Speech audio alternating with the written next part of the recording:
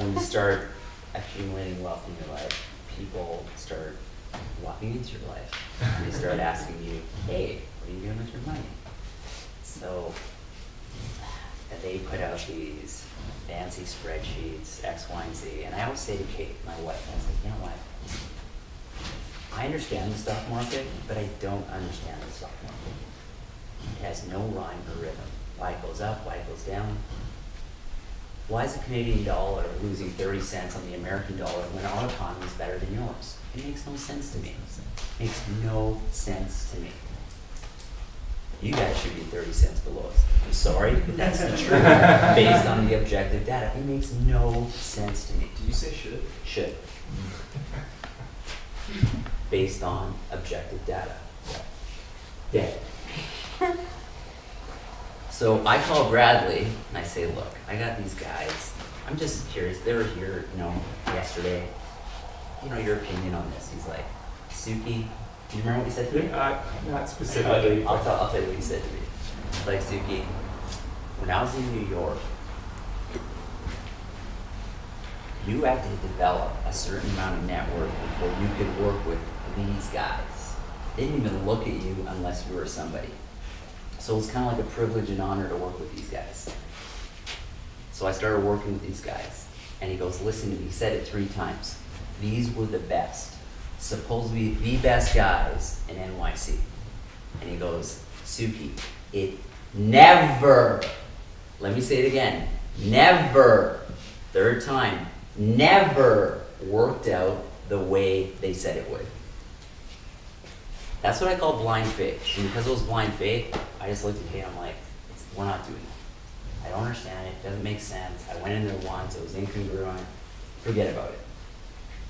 And I'm going to share this example, okay? Not to impress you. Okay? I'm not sharing this to impress you. My ego's checked. It's to impress upon you about what's possible. In 2003, which isn't a long time ago,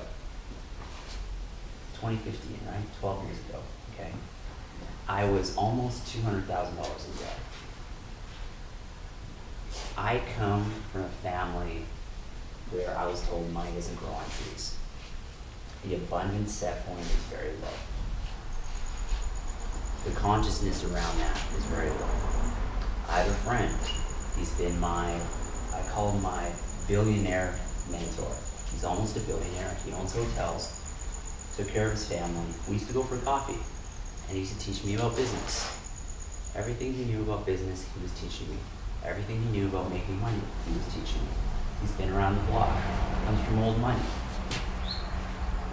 So I took all this information, all these things that I understand, I looked at my 3 chiropractic friends, and I made very, very specific choices. But I want you to remember this. Every single penny I have made in my adult life has come through the service of others, has come through chiropractic. Every penny I've earned with my hands has come through chiropractic. That's so important to know. In those times I had a real big practice, a really, really wide practice, seeing a boatload of people, more people than most people see. It wasn't for a long time. It didn't fulfill me, so I narrowed it and created a deeper practice. And that fulfilled me more. But what I will say is that with everything I've learned, today in my life, I live in a place called West Vancouver. West Vancouver is the most expensive place to live in my country. So I don't know what the most expensive place is to live in America, but that's the place I live and practice in Canada. I'm building a brand new dream home right on the water.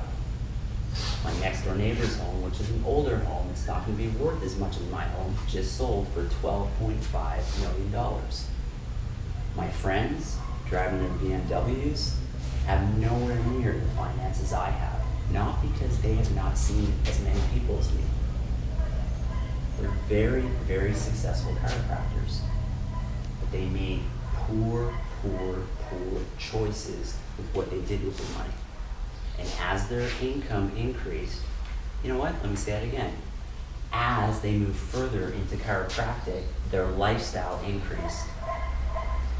And their income was always playing catch up. For me, I have a saying, if I can't buy it cash, I don't purchase it.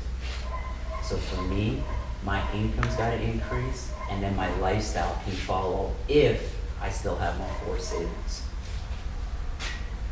That's a theoretical concept, but it's the most powerful concept that I learned from my billionaire friend.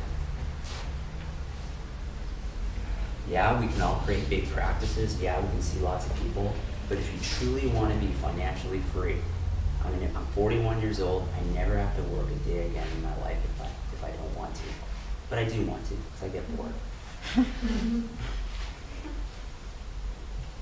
And the one thing I can say about that,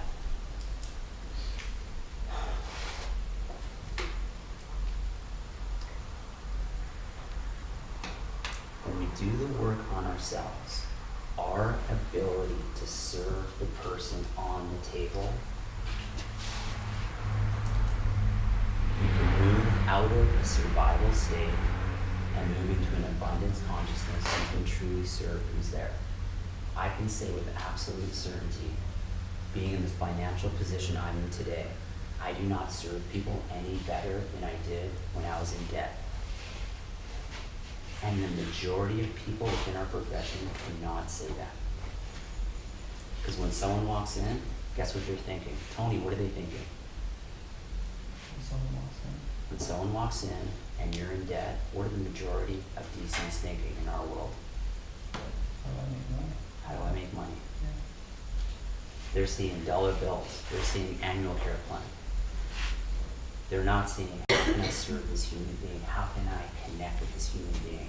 How can I make a difference in this human being's life?